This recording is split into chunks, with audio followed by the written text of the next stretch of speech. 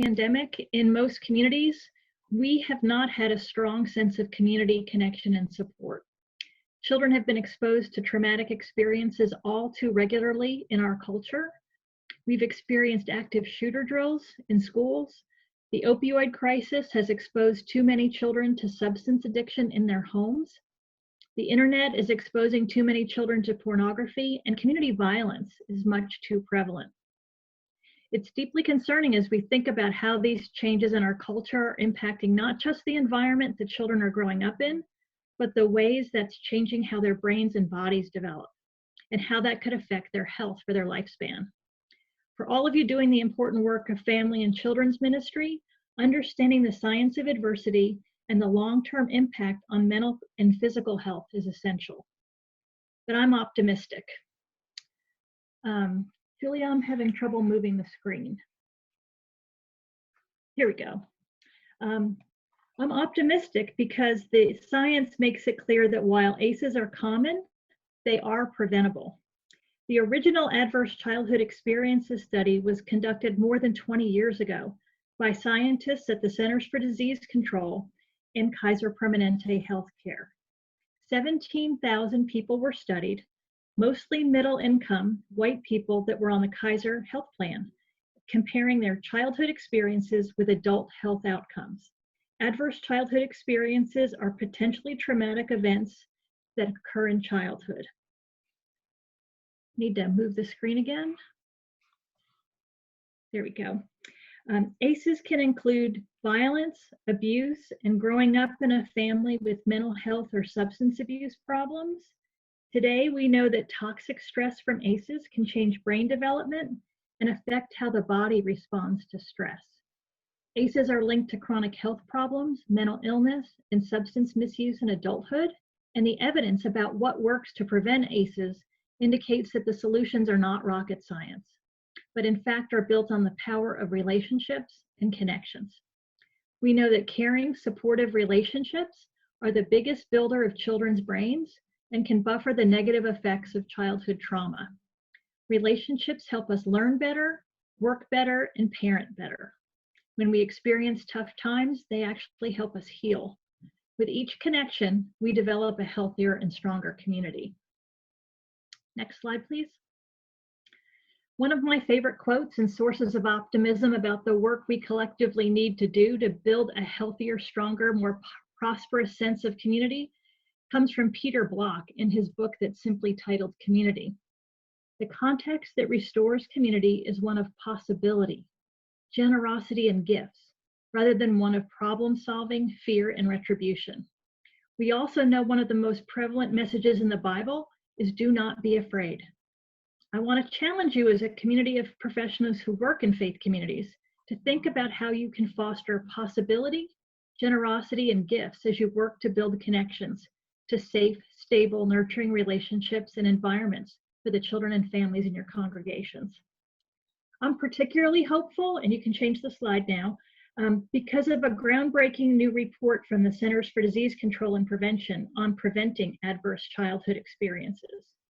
The CDC's Vital Signs ACEs report represents a milestone in our collective understanding of the overall health and socioeconomic impacts of ACEs in this country and what can be done to prevent them. The report used data that was collected between 2015 and 2017 from more than 144,000 adults in 25 states. Unfortunately, North Carolina was not one of them.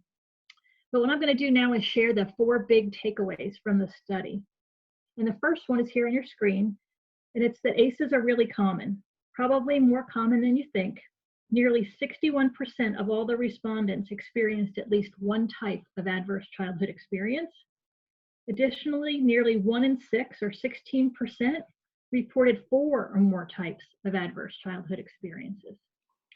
Females and American Indian, Alaska Native non-Hispanic people and Black non-Hispanic groups were more likely to experience 4 or more ACEs.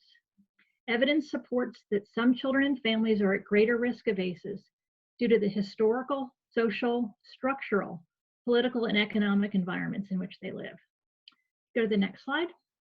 Our second takeaway is that the effects of ACEs add up over time and impact our health and life outcomes.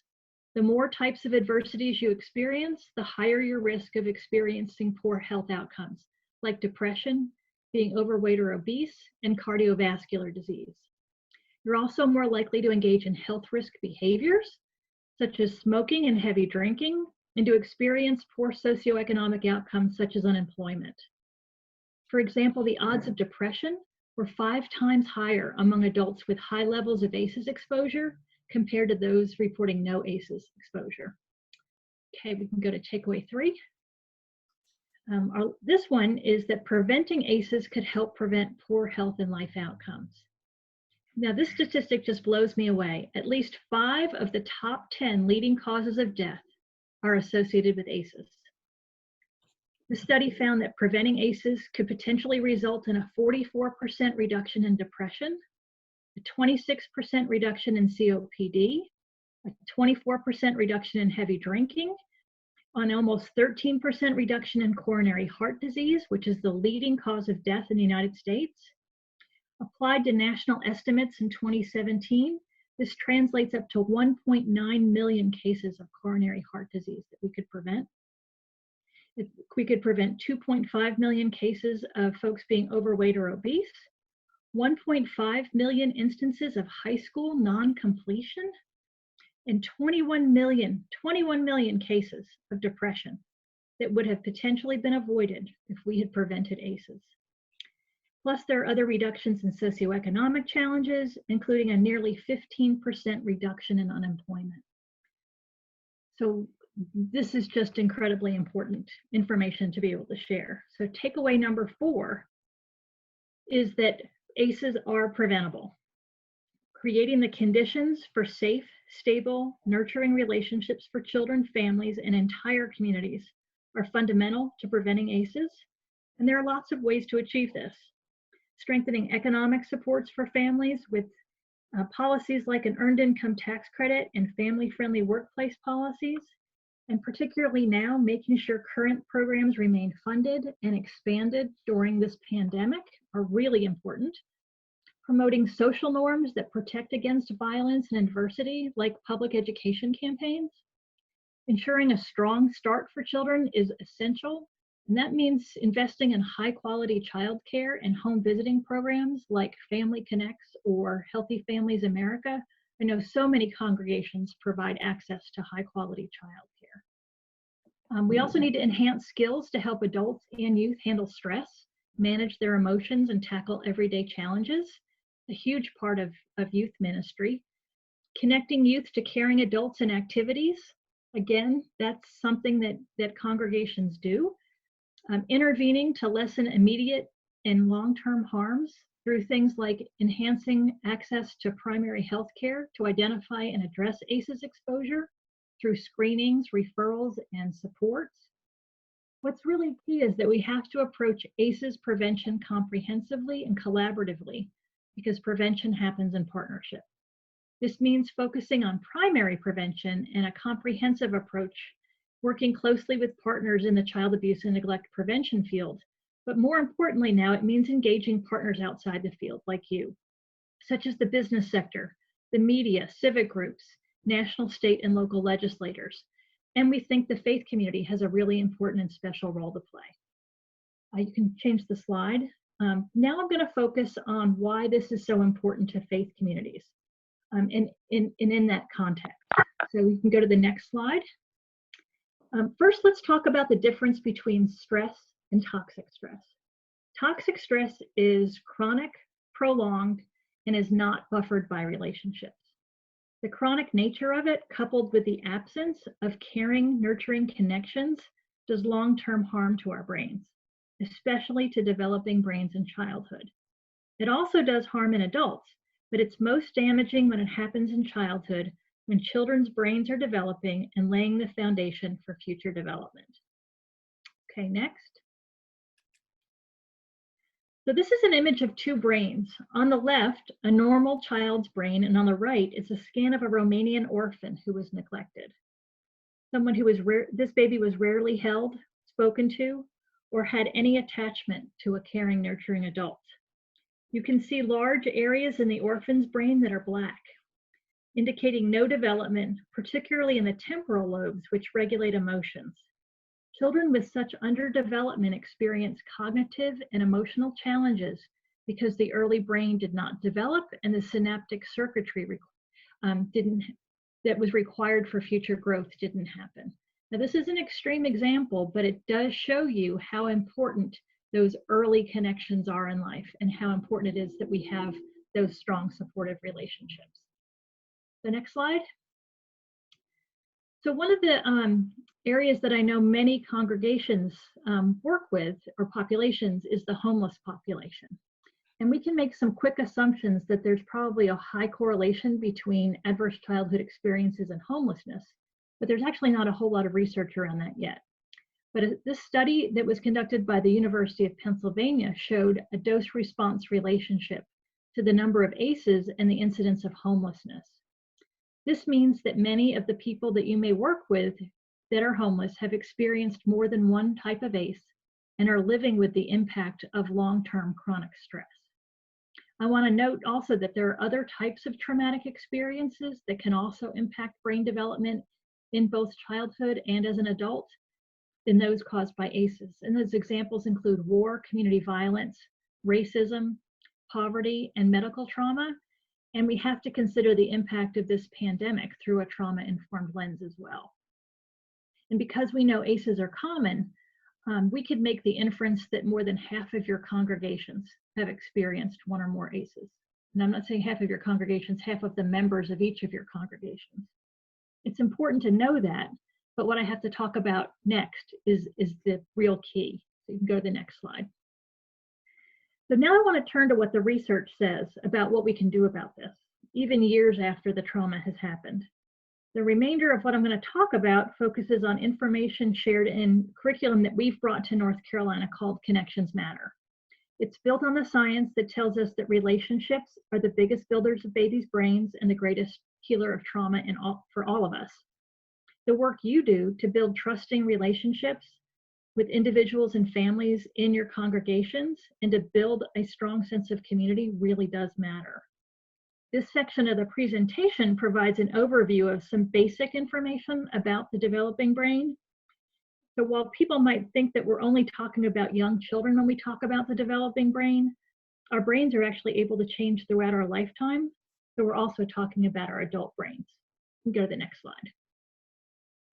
Our brains are shaped by our experiences throughout our lifetime, both positive and negative. The younger the brain, the greater the plasticity or capacity to change. But the really good news is that we now know that the adult brain retains much of the plasticity of the developing brain, including the ability to repair damaged regions. Throughout our lifetime, our brains can reactivate the connections that have been inactive and create new connections, just like an electrician working on the electrical circuitry of a house. Go to the next slide. And you might have to click again, and one more time. An infant's brain doubles in size during the first year of life. It's pretty amazing. This says 700 new brain connections are formed every second during early childhood. Now the science tells us it's about 1 million. It's amazing, or about 1,000 rather.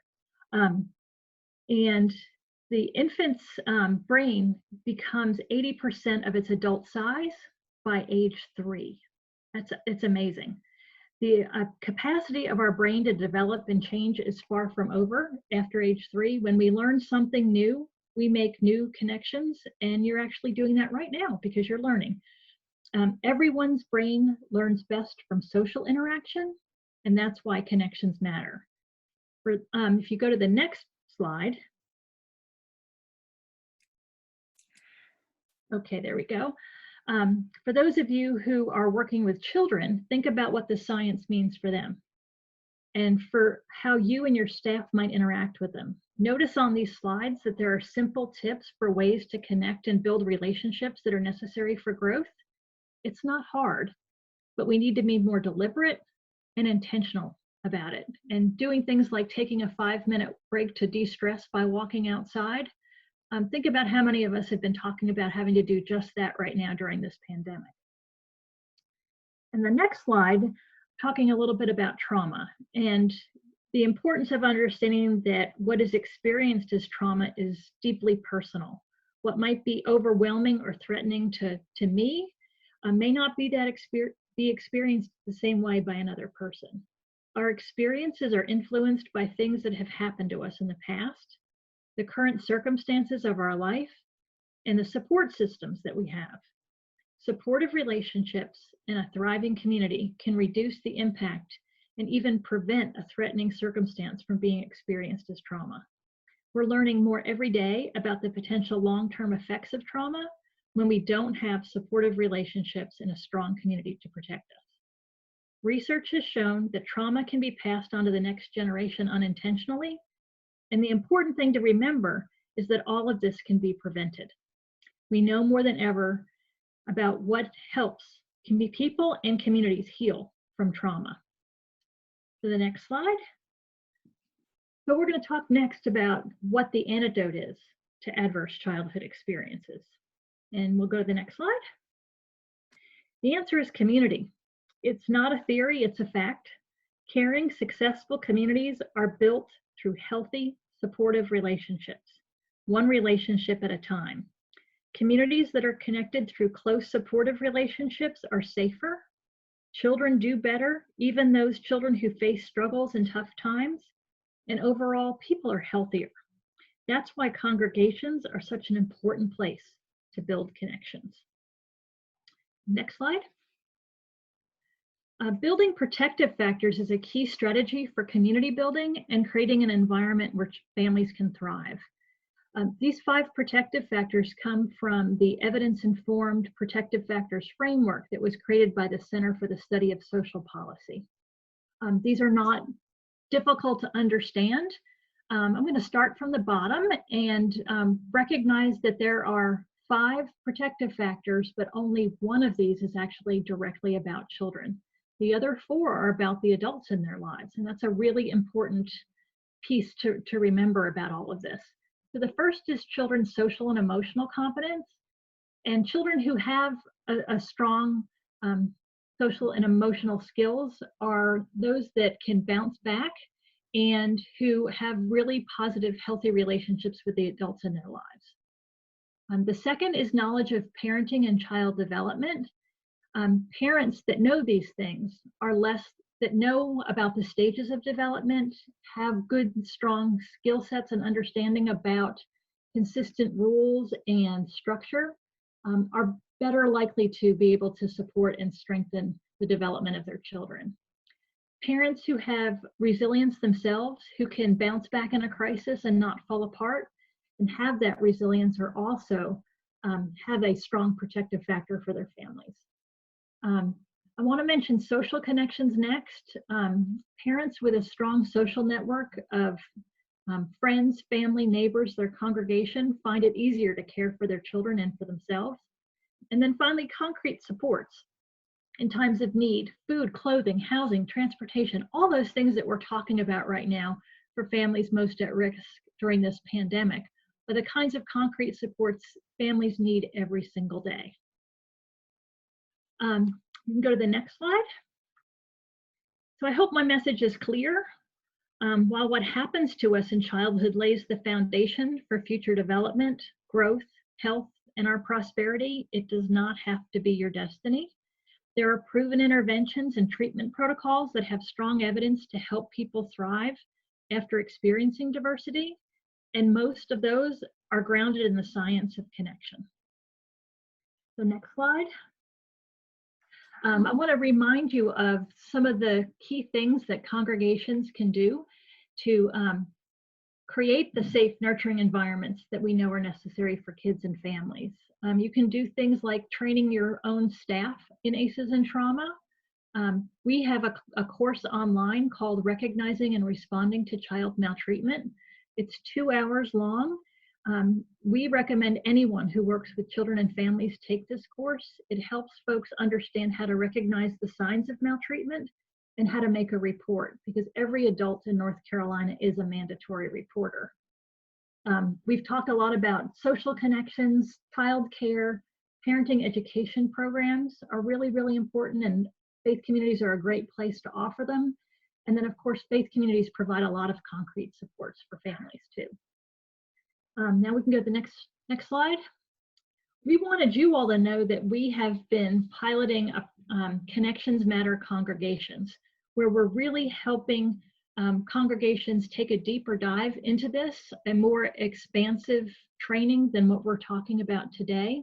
We show the documentary film Resilience to congregations and then help them think through how they can adapt their own ministries now that they have this information and are a Connections Matter congregation. So the next slide, I'll begin to show you some of the congregations that have been piloting this with us. In the eastern part of the state, Warner Temple AME Zion Church. In the Triangle, we have St. Paul's Episcopal in Cary and First Presbyterian Church in Durham.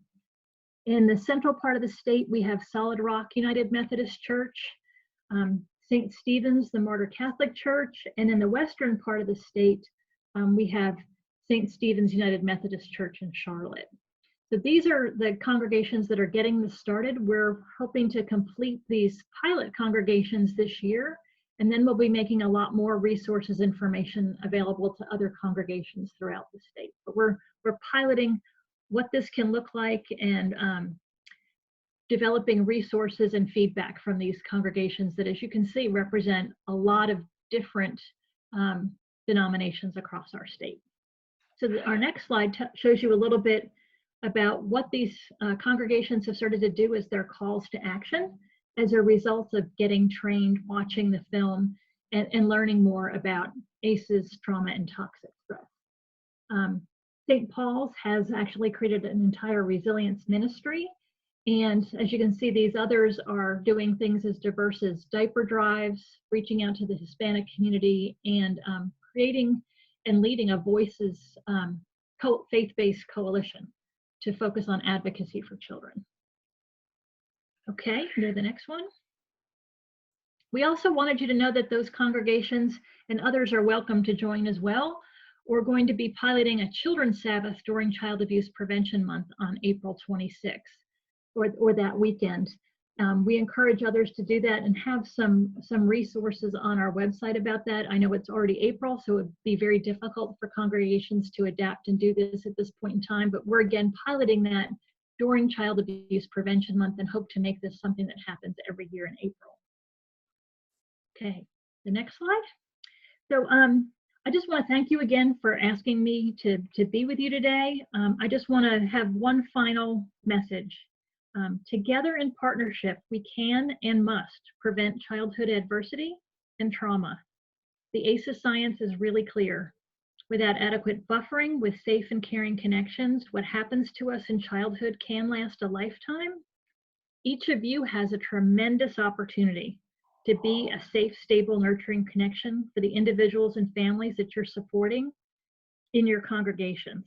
Each of you has the power to be a connection, to build a stronger community, healthier brains, and stronger families. Because adversity is not destiny, when we build relationships and provide supports. I want to thank you for the very many ways that you do this.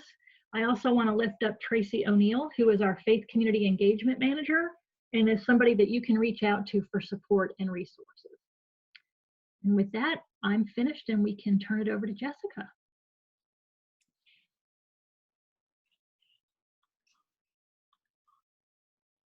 Wonderful overview. Hello. Thank you, Sharon. That was a wonderful overview of the important data and findings around ACEs. And so with that, I want to add North Carolina Council of Churches and my program, Partners in Health and Wholeness, our perspective and what we have been learning about in regards to ACEs. And so thank you for inviting me, Julia, and thank you all for joining us today as we look at this. And before I begin, I just want to send, I hope you all are doing well during COVID-19 and hanging in there the best that you can in this tumultuous time. And I just want you all to know that we are lifting you up from our program and thinking of you and your loved ones. Thank you, Julia. So that was an excellent overview. I want to address 3 parts of this conversation, and some of it is going to be adding on to what we've already heard. But why is it important for faith communities to address ACEs, and what are the roles of faith communities in regards to ACEs, and what pragmatically, what can logistically, the boots on the ground, so to speak, what can faith communities do to address ACEs? And with that, I want to say that Partners in Health and Wholeness, we work with faith communities of all different faiths. We partner with all kinds of organizations, but today I will be speaking from a Christian perspective. And so I just want to say that before I begin. So I will be quoting scripture and using different things that from my own personal outlook in framework of this work. But I say faith communities in an interfaith sense, but some of the things that I'm contributing come from my own personal faith. So I just want to state that before I begin. So let's start with why is it important for faith communities to address ACEs? And so, as mentioned, every congregation, worshiping community, almost definitely has a person that has had ACEs in the background or living with the symptoms and developed from ACEs in their childhood. And with that, not only congregants, but I think it's important to note that many ministers, leaders of faith communities, deacons, Sunday school teachers, those folks also have had perhaps ACEs in their childhood. And so first and foremost, I want to start with that. It was mentioned earlier how common ACEs are, unfortunately, in our world and society. With that, it's important to see that this is widespread and that nobody is exempt from these symptoms. And so churches, faith communities, worshiping organizations are hubs of communal life. Children come to faith communities for church, of course, worship, also after school activities, vacation Bible school, different daycare services are often provided in churches. For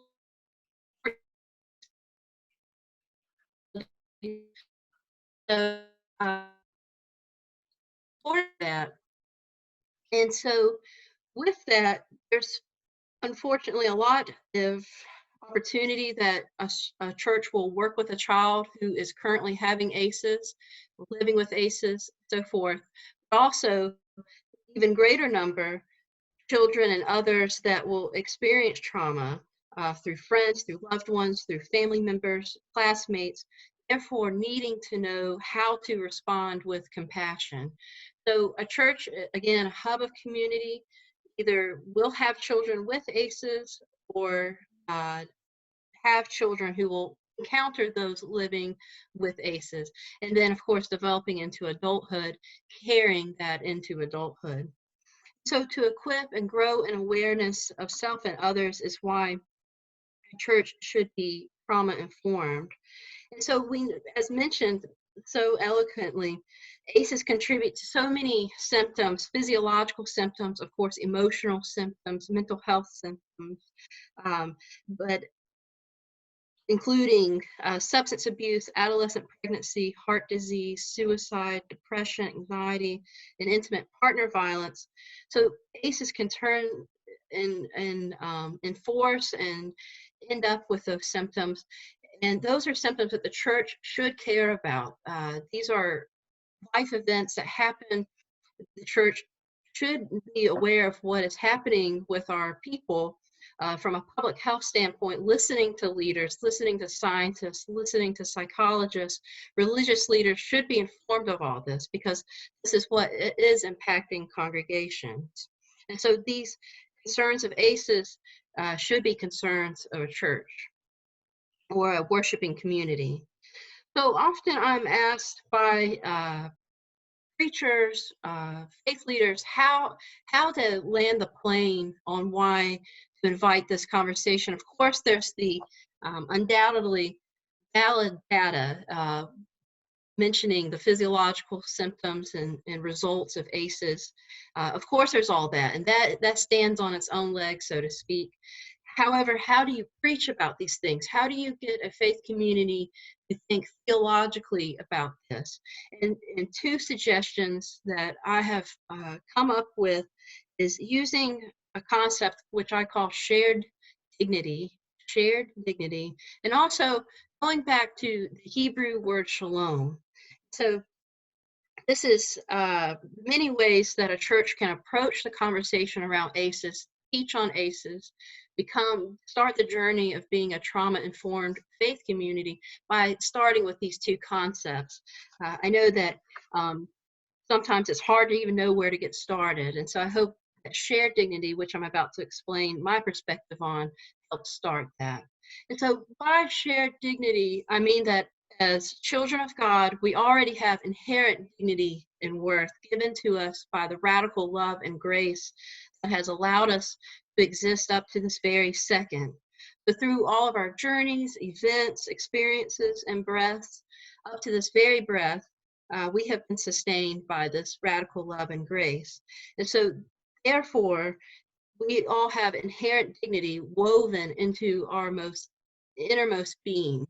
And so that said, that cannot be disputed. So that cannot be disputed by social economical status, levels of debt, misdemeanor, divorce, mental illness or mental health concerns, hunger, education levels, or any other blockade that the world tries to put on us. And so this is a very important concept because, you know, in the world, why do we need to look out beyond ourselves and beyond our own families and beyond our own situations? Well, that's what faith encourages, and our convictions that our faith provides is to think of everybody in the way that God thinks of us. And so with shared dignity, it means that we care about these things because God cares about them, and that every single person that we encounter has this inherent dignity, is shared dignity. So the meaning that a person is to be valued and respected for their own sake and to be treated ethically. By shared dignity, that means that all of our dignity is interwoven. So that's a good point. I want to separate dignity and shared dignity. And that's important because shared dignity, I'm using that on purpose because if my dignity is harmed, then your dignity is harmed. And if your dignity is harmed, then of course my dignity is harmed. And so shared dignity, I'm using that intentionally. And I'm pulling that from Matthew 25 when Jesus says, whatever you do for the least of these, you did for me. And so we see in scripture why shared dignity is different, because I'm not offering you dignity. I can't do that. You already have it within you. And so with children in the first 2,000 days of a child's life, and things that resilience and ACEs teach us, is that it's very crucial for vacation Bible school teachers, preachers, pastors, ministers, deacons, whoever it is who are leading our theological conversations and therefore teaching children to be aware of this. Every child's life is sacred in the sense of inherent dignity that was given to them by God. So, excuse me, it's pollen season. So we should be caring about all this from a theological perspective in that way.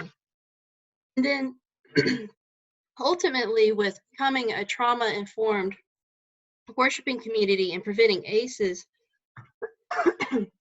excuse me, is the work of shalom. So I know that some of us are familiar with the idea of shalom and understand this concept to be wholeness. But it's important to remind ourselves of this concept and use it as a framework on our work on mental health and ACEs and different concerns of the church. So shalom is a Hebrew word, and the theme is centered on wholeness and ultimately peace. And so shalom is the wholeness and well-being and flourishing for all that God has created. And so this is very crucial with this conversation. And so I know that's a big question. Why should the church be concerned about ACEs, faith communities? But I think that a piece of that is to think theologically too, because that will be what sustains your work. Because we can look at the many reasons, of course, mentioned already, but what's going to keep the church going when resources are limited, energy and exhaustion is happening on staff, and there's different reasons. What's going to keep you turning back? And ultimately, I think that means that the work is sustained by God. It's a sacred calling to work on ACEs as a faith community. And so what are faith communities' roles in regards to ACEs? I think that churches have this unique role and ability to demystify ACEs. Churches often have established trust in communities. And I've already mentioned that churches are a hub of community life. For children are already entering faith community stores. And with that established trust, other local efforts and local organizations tend to trust whatever, for better and worse, whatever churches are working on. So if a church is working on ACEs and making that information more accessible, perhaps hosting a resilience, the video showing the film Resilience, and ending that conversation, other organizations will trust that, oh, this, we need to pay attention to this. And that's something I've seen in my own work throughout the East, and particularly in post-hurricanes and different storms. Other organizations tend to look at faith communities and clergy groups. And a major point, again, is that churches need to know their role in this, because how trauma can happen to anyone. And I know that was mentioned. I want to add this to that. Dr. James Nelson, who wrote Psychology, Religion, and Spirituality, which is a very helpful book, says that traumatic events can affect one's relationship with God due to shame and self-worth. A child's relationship with a parent, guardian, or someone in power can also directly impact the child's relationship with God. So churches can help promote a healthy relationship with children, and that fosters age-appropriate trust. And so again, it's that modeling, it's that mirroring, knowing too how crucial it is, the impact that you're carrying, the influence that you are carrying. Children, and I would go as far to say parents, trust churches to do that co-leading with a child. A child, of course, spends most of their life in schools. Of course, right now, this is a unique season in that, but hours-wise, most of a child's day is spent in school. But church, Boy Scouts, Girl Scouts, sports teams, those soon follow. And so knowing that, how all those relationships, children, the adults that come in contact with children, that impacts as far as their relationship with God. And that's no light work. That's no, that should be emphasized in our faith community. And so faith, of course, then can also be empowering, providing a love and understanding of self that goes beyond situational stress. And faith can also be a way that people find meaning in it, and is also a main driver in how people can cope with unfortunate life events. And so with this, churches and pastors alike should consider themselves on the front line in regards to exposure to family situations and family systems. And with that, find training and such, as much practical training, webinars, AHEC, CHEC, all kinds of different programs through denominational systems. Get as much information as possible, because when you are doing your ministry, you are seeing so much, and often the pastor is the first phone call for families when things are in a dire situation. And so that's one thing I work on with pastors, is a referral system. So I want to encourage that if you're not a pastor or a faith leader yourself, maybe encourage your faith leader to think of having ready to go referral system, because pastors in all of our training and and good intentions. We are not often, sometimes are, but we are not therapists by training. We're not social workers by training. And so therefore, we need to understand that we are seeing a lot. So how do we get help and bring in help as needed? Um, so continuing on, so how can churches address ACEs? So we have a theological framework, the deep why, the why that's going to sustain our work. And then of course, now we know our role. What's the role in the community? Why do people look to us as leaders in this conversation, along with the professional leaders? So how can churches address ACEs? And so one thing that's connected is that many of the symptoms and things that go alongside ACEs are also heavy concerns of churches. So hunger, poverty, lack of mental health resources, trauma, storms, being out of school, those are concerns of the church. Those are also lead into concerns of our faith. Many things that ACEs incorporates, um, uh, deals with is also deep topics of our different faiths, such as shame and guilt, low sense of worth, bitterness, hope, despair. So what I'm saying is that things that our faith addresses, those hardships in life, churches also have the ability to help steer those conversations. Churches have been steering conversations around grief and shame and so forth for thousands of years. And again, I understand not always productively, and that's a whole nother topic. But I do understand that churches have been in those valleys with people. And so I say that as empowerment. Think of it then in addressing ACEs. So churches have already been addressing these topics, but turning it towards ACEs should be somewhat of a natural shift with the right training and the right data and the right perspective. The big thing that churches can do to address ACEs is using whole person first language. Children hear this practice, and more importantly, parents hear this practice, and hopefully, therefore, will practice it. We want all ages to practice whole person language, and that become a norm of a faith community. And what I mean by that is not using terms as adjectives, and so this is leaning more on a mental health conversation of this, but using words such as oh, that person's so schizophrenic, for instance, which is a terrible way of saying someone is scatterbrained.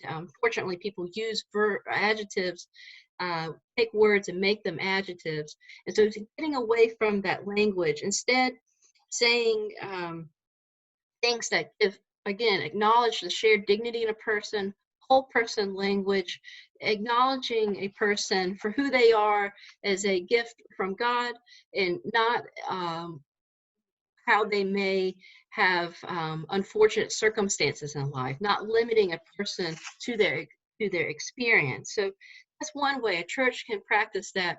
And there's really helpful skills on whole person, first person language. One of the first places I would recommend, two places, NAMI, National Alliance on Mental Illness, and Mental Health for America. Those two websites have awesome resources on how to practice whole person language. And again, I think that's very adaptable to ACEs. And so, let's see here.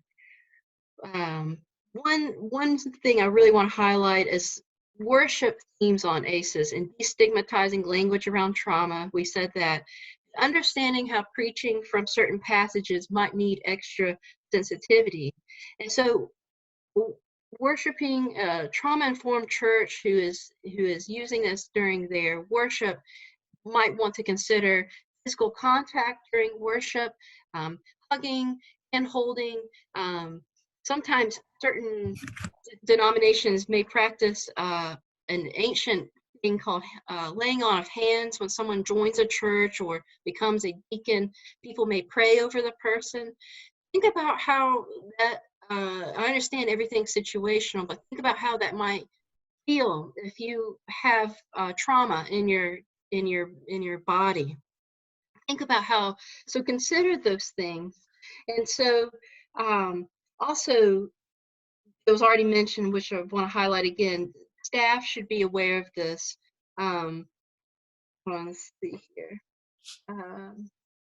I know I'm wrapping up. I know we need to move on, but one thing that's very important, I think, a way a church can address ACEs is think about secrecy culture, promoting a culture that, again, inhibits, or excuse me, emphasizes trust and ability to say what's going on. And so that can be ways during Sunday school, vacation Bible school, maybe helping children with emotion identification, the classic emotion identification wheel. There's way more up-to-date exercises on that.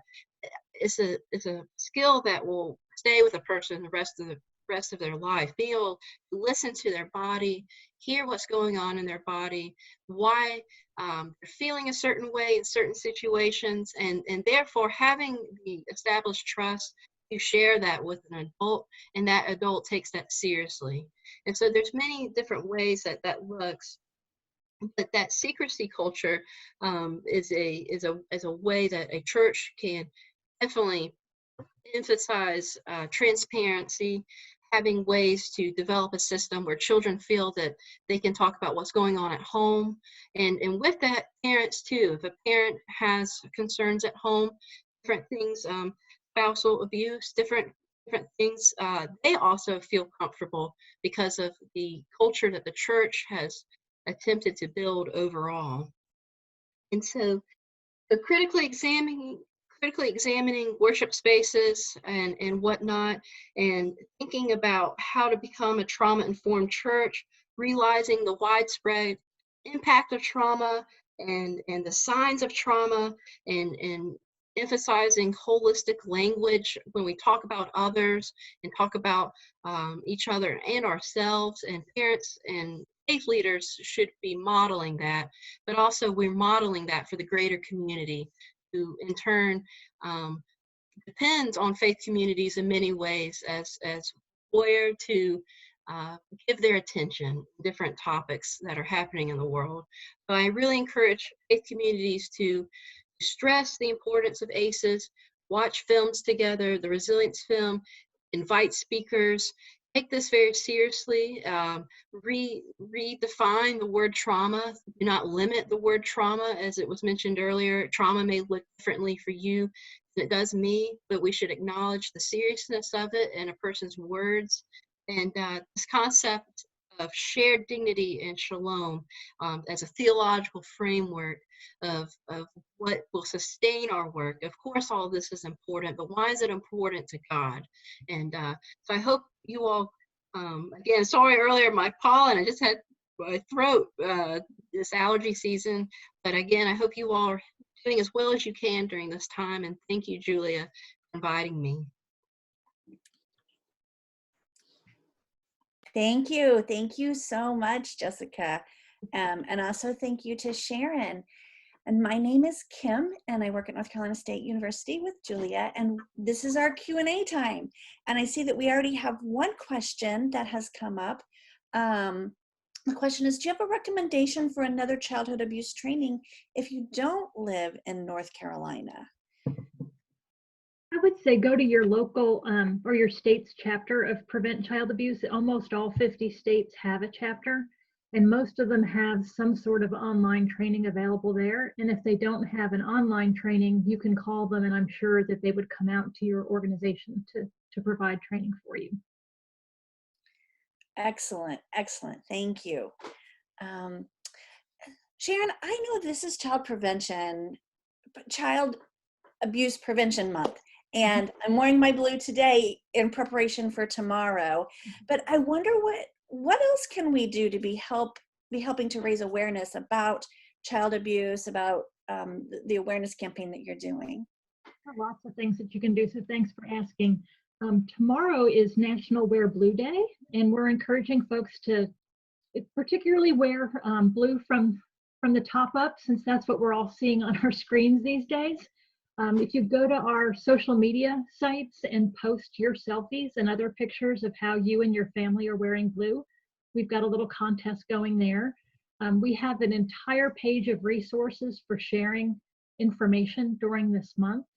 We also are doing a couple of things that are different this year, since everything that we're doing is more online. Normally, we're the folks that plant those pretty sparkling blue and silver pinwheels every year all across the state, and that's not going to be able to happen because of our stay-at-home orders. At the end of the month, we're going to be having a National Advocacy Day on the I believe it's the 27th of April, where folks are going to be mobilized across the country to advocate for increased resources for children and families at the federal level, particularly the Child Abuse Prevention and Treatment Act, and the subgroup, there's a subset of that act that's called Community-Based Child Abuse Prevention, or CBCAP. And we're advocating on the national level for a $1 billion increase in funding for that right now.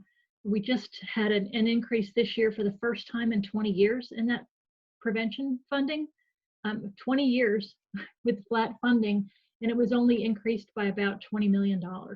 So this is another opportunity to educate all of our legislators at the federal and at the state level about the importance of investing early in kids and families. There are lots of resources on our website. There are videos. Please follow those sites on Instagram. We're on Facebook. We're on Twitter, and we're on LinkedIn. Anytime that you can share that information, when it doesn't just come from us, but it comes from someone else, that's the power of connection. It's kind of like our all the graphics that we've seen about COVID, about how we could be sharing this virus unintentionally. What we want to do instead is to share this information more intentionally and purposefully, so that more people understand the importance of it, and that everyone has a role to play in preventing abuse and neglect. Our website address is preventchildabusenc.org. And when you go there, the first main page is all about Child Abuse Prevention Month. Thanks. And thank you to Julia for linking the website on our text chat. So for those of you who are not aware, we do have some links in the text chat. Here's another question. How do you empower people or advocate for themselves and empower themselves to take actions for health when they're living with the effects of trauma? Mm-hmm. That's a great question. I would start by encouraging folks to recognize that the fact that they want to advocate for themselves and empower themselves to advocate for health is a sign of resilience. And to be able to build on that resilience in the first place. I think that's really, really important. I also think it's important to get educated as much as possible before advocating, and to really focus on self-care and education first. I'd love to hear what Jessica thinks about that too. Thank you. Yeah, that's a great answer. I think empowering and advocating for themselves, that's it's hard. It's hard being in this work too. I think also realizing that how common this is. Sometimes you may feel alone, like only person perhaps that this has happened in your circle of friends or loved ones. I think understanding and reminding yourself of how common, unfortunately, these things are, and that you have self-awareness to see how the effects are. I applaud that, and there's so many great books. There's a great book, I had it written down, a book called Resilient. I recommend. That's the name of the title, Resilient. And I again encourage to not do this work alone. I always encourage considering therapy or a counselor of some sort as a check-in, because unfortunately the things that you might be carrying, for all of us, they do last with us a long time. They're in our DNA and bones, so to speak, and there's no reason to carry that alone. Excellent, thank you. And I think we have time for one last question. And here's what I'm seeing through the questions and the reactions and what we're hearing.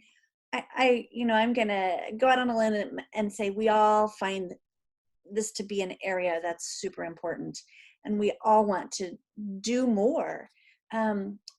if you were to just encourage one step, like what's the first step, or what is one thing we can do to help either, make the world around ACEs and resilience better, or whatever that means? What's one thing that we can do?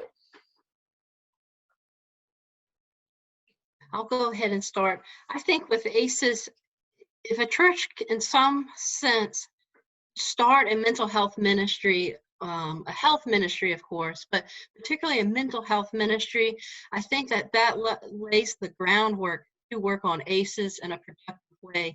My hope is for churches to approach mental health, again, with whole person language and shared dignity, and the same way that mental health concerns in our country are so prevalent in the same way that ACEs are.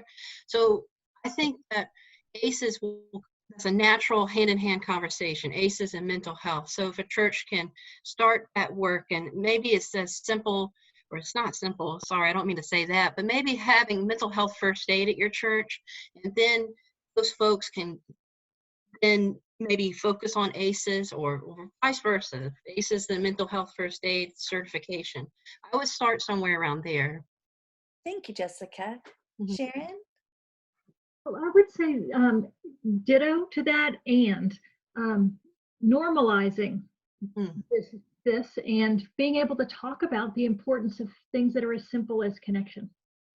Connection is a huge part of what the Bible teaches us, and it's the science is clear there too. So as much as we can normalize having these conversations, and normalize both the fact that so many of us have experienced adversity, and that it's normal and something that everyone does, that we all need help from time to time, whether it's parenting education, whether it's going to therapy, or just needing some concrete supports. Like a lot of us need concrete supports right now. Normalizing that it's okay to ask for help, I think, is a really important thing that congregations can do. Sure. Thank you. Thank you both. Thank you, everyone. This is Julia again. I know that we're past our time here, so I just want to respect all of your time for today. I want to thank all of our presenters, Sharon, Jessica, and Kim, for sharing all your knowledge and experience. It's hard work, but like you guys all said, it's really important work, and faith communities can play a really big role in this work and supporting the communities around ACES. All the links that we have shared in the chat box, if you didn't get a chance to look through them, a lot of them we've shared in the daily newsletter for today, but the ones that we didn't add to that, I will actually add to our website. And we'll send that link out through our social media so you all can access these links. But thank you all. I know you probably have other questions, so feel free to contact the presenters or reach out to me, and I can pass along your questions to them. For now, I hope you guys have a good rest of the week, and I hope you guys can stay for the last day of the summit, which is today. I feel like the week has passed really quickly, slow in some ways, but also quick in other ways. So thank you all. Have a great rest of your day. Thank you, everyone. Thank you.